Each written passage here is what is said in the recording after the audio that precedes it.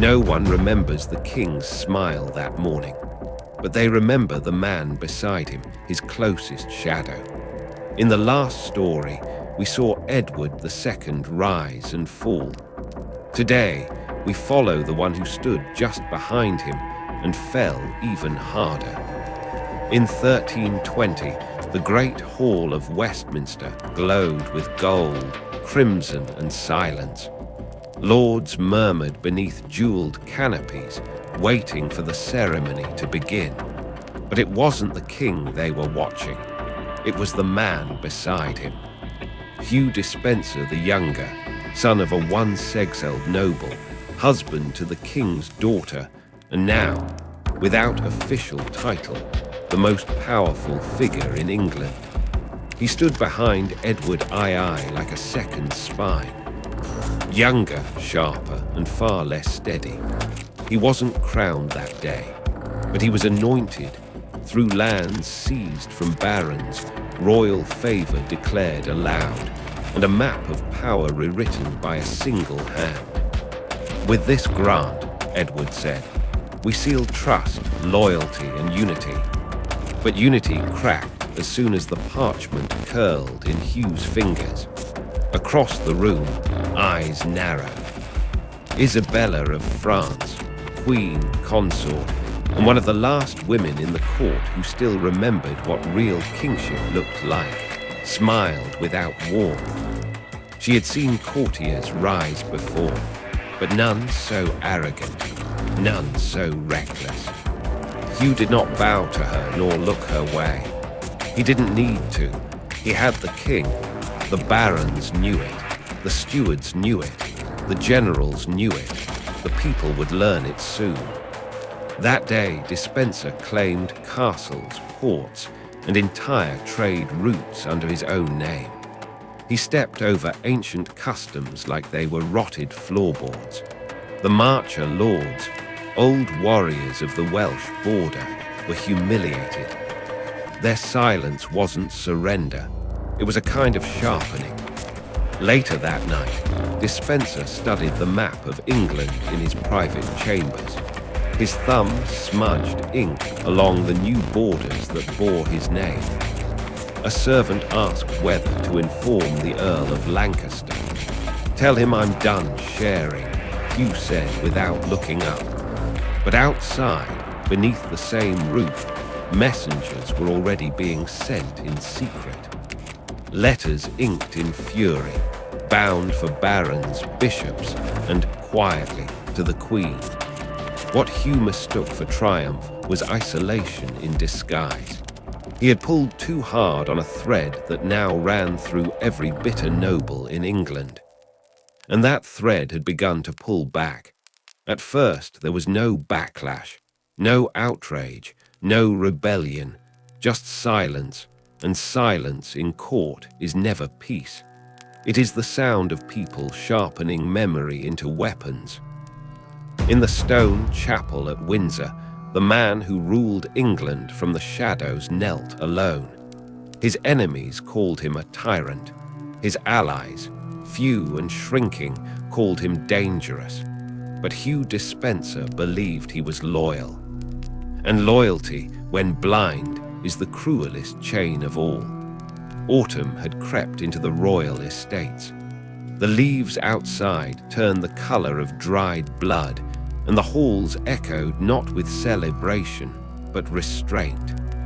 It was no longer applause that greeted Hugh Despenser. It was polite nods, rehearsed bows, and doors that didn't open quite as quickly. But Hugh didn't see the change, or refused to. He remained beside Edward II, still drafting decrees, still sealing documents in the king's name, still believing that proximity was power. He prayed each morning in a private chapel, beneath stained glass depicting St. Thomas Becket, the martyr who had once defied a king and died for it.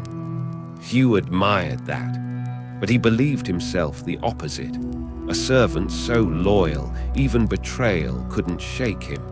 They call me arrogant, he once told the Bishop of Hereford. but I have never desired more than to serve the crown. It's others who fear how well I do it. Hugh had not always been feared.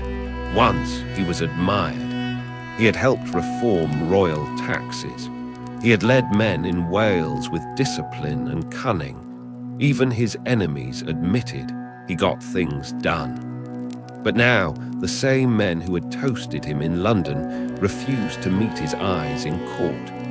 A letter from an old ally arrived, unsigned. You are not hated for your ambition, Hugh. You are hated for what your ambition reminds us of. How little we have left. That night, Hugh burned the letter, but not before reading it twice. He stood by the window of his chamber, watching the lamps of Westminster flicker like dying stars. Let them hate, he muttered, as long as they obey. But in his silence, something cracked. Not rage, something lonelier.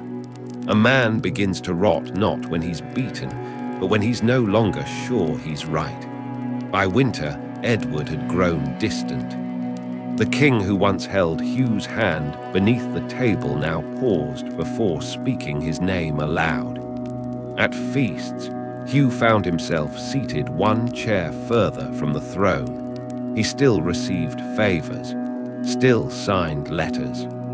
But his name was now spoken in whispers, and always with caution. And yet Hugh endured, not out of ignorance but out of belief. He believed history would vindicate him. That loyalty, like iron, was only tested in fire. That all great men are despised before they are remembered. But history has no guarantee of fairness, and fire doesn't always purify. Sometimes it simply burns. The storm didn't come with thunder, it came with silence. One morning, a messenger knocked on Hugh Despenser's door, not with a gift, but with a decree. He was to leave the court. For his safety, they said. For the good of the realm, they whispered. For the first time in years, he looked at the king, and the king looked away. They came for him at dawn, not with swords drawn, but with ink, parchment, and a calm voice that already knew the answer. By the order of His Majesty and the lords of the realm, you are hereby removed from court and relieved of your duties. Effective immediately. Hugh Despenser the Younger had once walked the halls of Westminster like a man immune to time. Now his footsteps echoed in emptier spaces. The grand tapestries he once ordered embroidered hung faded, untouched. The marble floors he used to stride across were waxed not for ceremony, but for erasure. No banners bore his crest anymore. The seal he used to sign royal decrees was returned without ceremony, placed on a silver tray like a dead bird. He tried to protest at first. I serve the king, he whispered.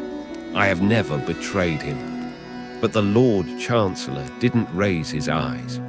We know. That's why this is being done quietly.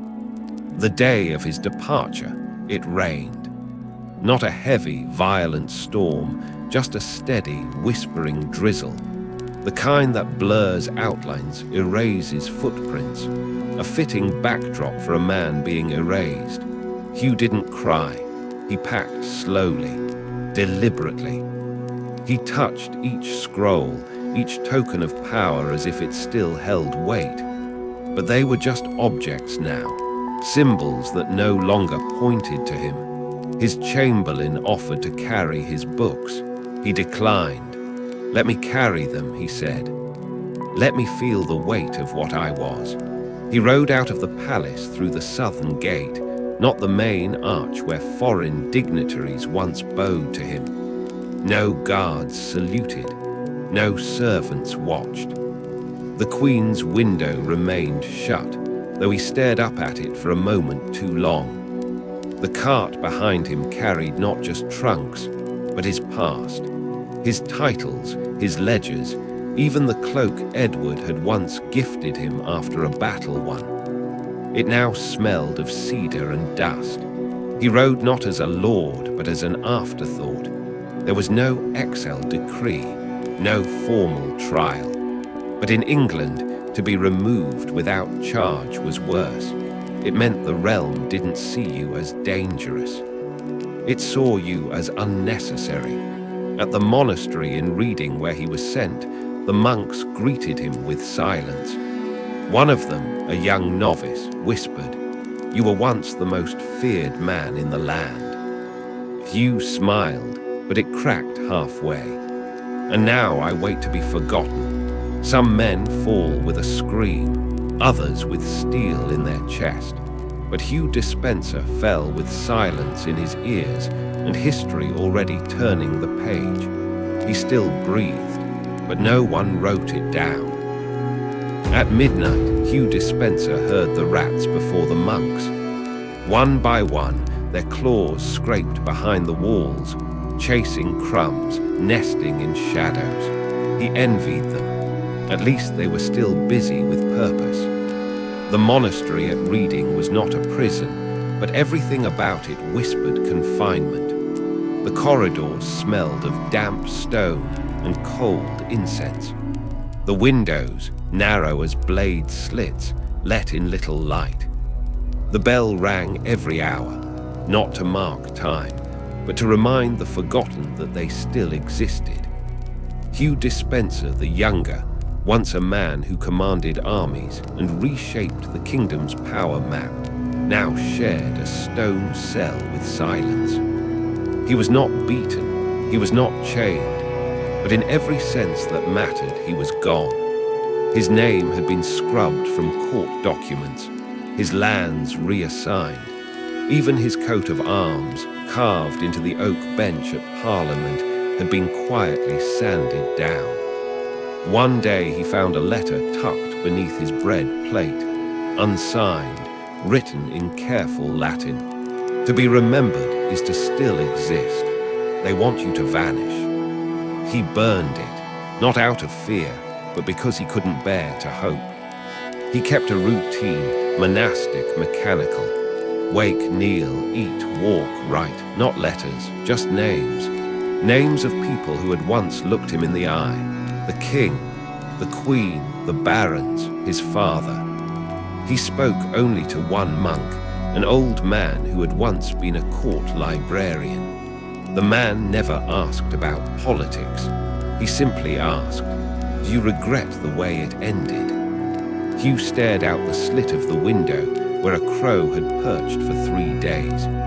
"I regret thinking I mattered enough for an ending."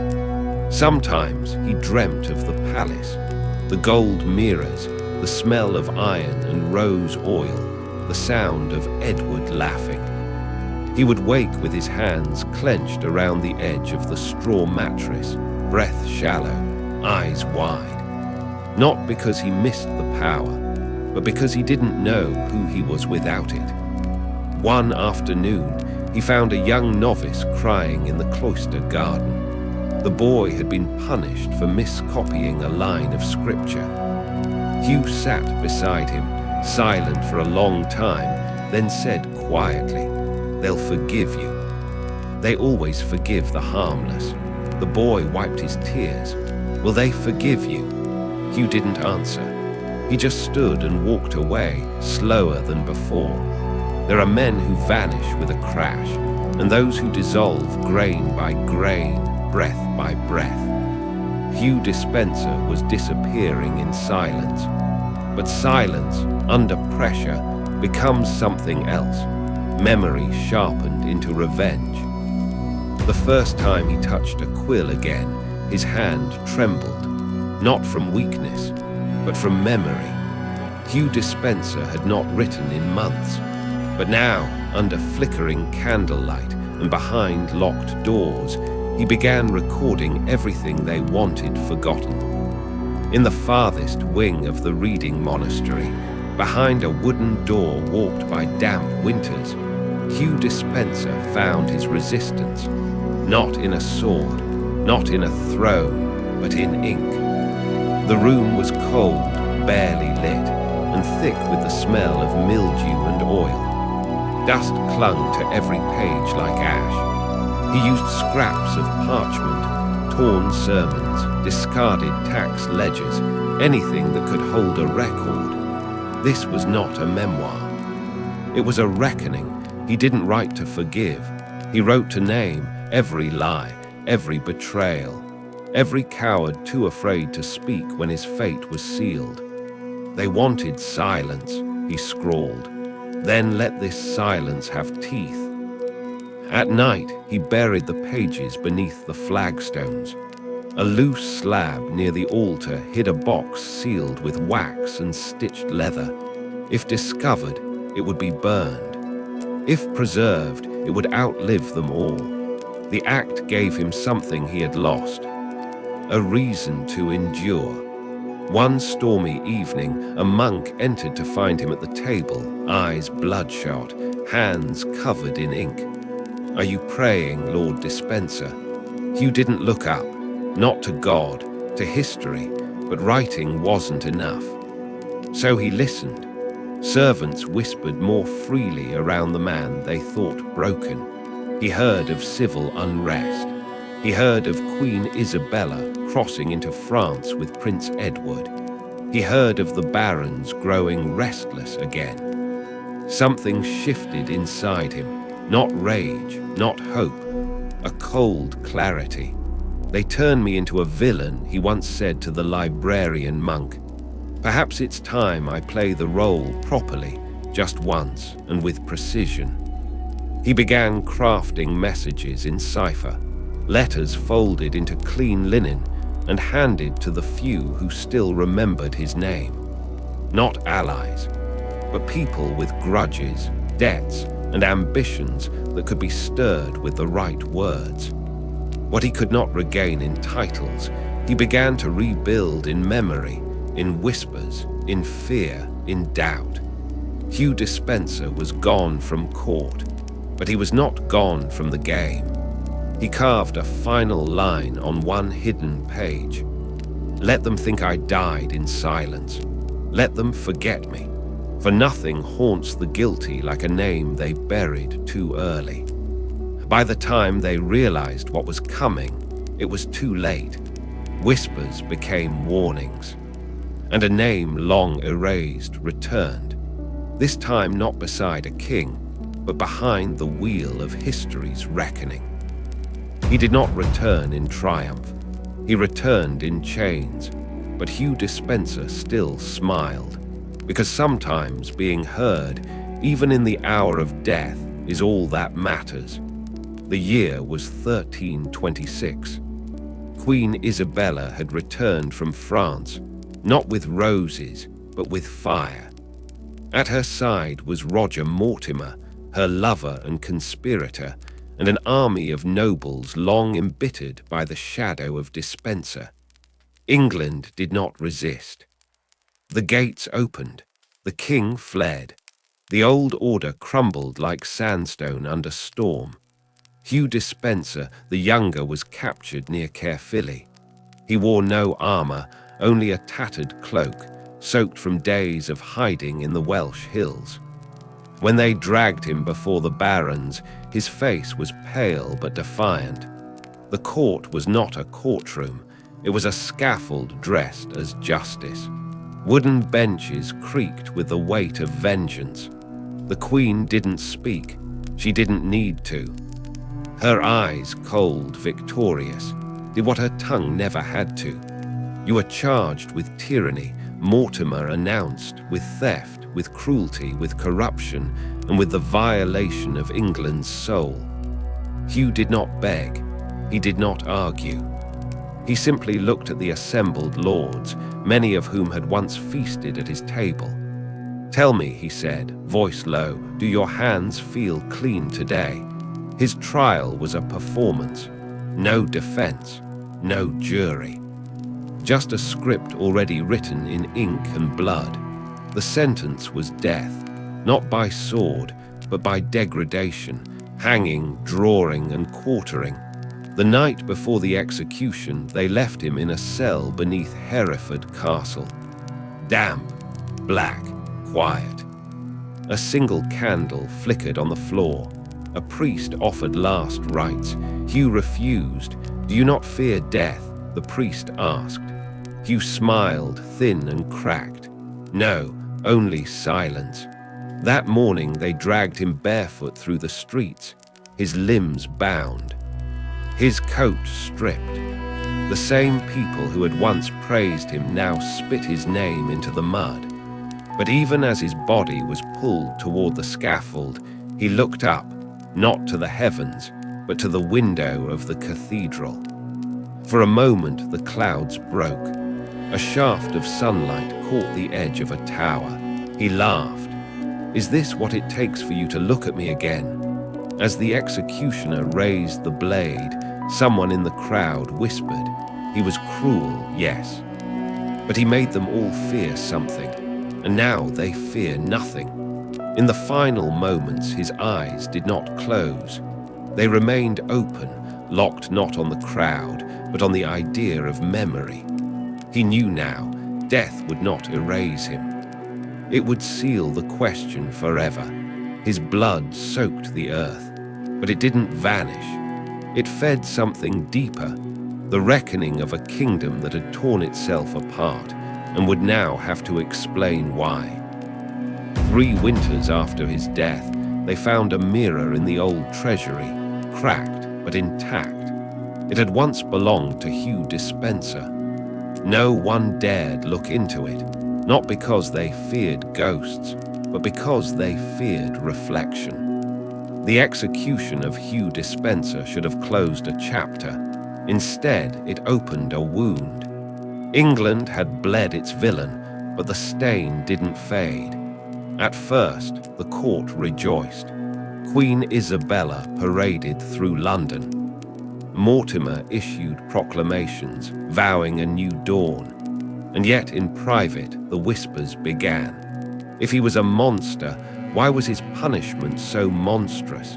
If justice was done, why do I feel unsettled? The scribes hesitated. Some accounts left his name out altogether. Others included him only as a warning. But contradictions appeared. Documents re-emerged. Treaties with his seal, orders that stabilized provinces, moments when he had shielded the king from ruin. A monk at Reading began compiling his letters, not to absolve but to understand. He wrote, he was cruel, yes, but not alone in it, and not always. Then came the turning point. A young nobleman, barely 20, stood in Parliament and asked aloud, "Are we better now? Or have we simply found new names for the same sins?" The room fell still, because everyone knew Mortimer now wielded what Despenser once did. And worse, Isabella's grip weakened. Her son, Edward III, now of age, began to ask questions of his own, about what had happened, about who had died, and why. One night, a parchment was slipped into the chapel wall of Westminster Abbey. On it, a line, "You burned him to purify the kingdom, but what if you burned your last mirror?" They never found who wrote it, but the line was quoted for years. And slowly the hatred faded, not into love, but into uncomfortable recognition. They began to see Hugh not as a monster, but as a mirror, reflecting the crown's ugliest truths. Truths still lingering long after his bones turned to dust. A baron who once condemned him left this note on his deathbed. "I cursed him for what he did to England. I never cursed myself for letting him do it." He was not exonerated, nor canonized. But in the silence that followed, Hugh Despenser became something rarer than a hero or a villain. A question, a name you could not mention without confronting your own. There's a statue in the courtyard of Caerphilly Castle. Its face is smooth, erased by time. but its right arm is raised as if still pointing at something. No plaque, no name, just a shadow that refuses to kneel. Years after his death, no official monument was built for Hugh Despenser the Younger. His name remained a bitter taste in the mouths of those who spoke it, and an absence in the mouths of those who didn't. But in quiet places his story lingered, in stone, in parchment, in silence. The monk who preserved his writings died in obscurity, yet his manuscripts were copied, once in secret, then in study halls, and finally in parliaments. Not as praise, but as evidence, as warning, as confession of a kingdom's contradictions. A child born long after Hugh's execution once wandered the ruins of Lantrisant. The locals spoke of a man who had flown too close to the king and been burned alive for it. The child asked, did he deserve it? The guide only answered, that depends on what you believe England deserved. And so, over time, Hugh became less of a man and more of a prism. Through him, people examined power, loyalty, fear, and silence. They debated whether cruelty can be patriotic, whether ambition can be cursed and admired in the same breath. But in private, in whispers, a question grew. If he had not existed, would someone else have taken his place? The final trace of Hugh's legacy lies not in history books, but in the choices others made after him. In 1330, when Edward III finally overthrew Mortimer, he did not butcher him in public. He gave him a trial, a cell, a quieter death, not mercy, not justice, but memory, the kind that leaves just enough space for the next Despenser to breathe, if only to be remembered differently. If there was a voice left in Hugh before the rope and blade found him, perhaps it would have said, history did not save me, but it did hear me, and maybe that was enough. Closing line, camera pulls away from the broken statue, wind rustling through the trees above it. Power can be buried, but memory has roots. This is not just a tale of a man destroyed. It is a reflection of every time power was given and misused. If stories like this make you question history the way we do, then stay. Subscribe. Tell us what you think below. Because sometimes history isn't what they wrote, it's what we choose to remember.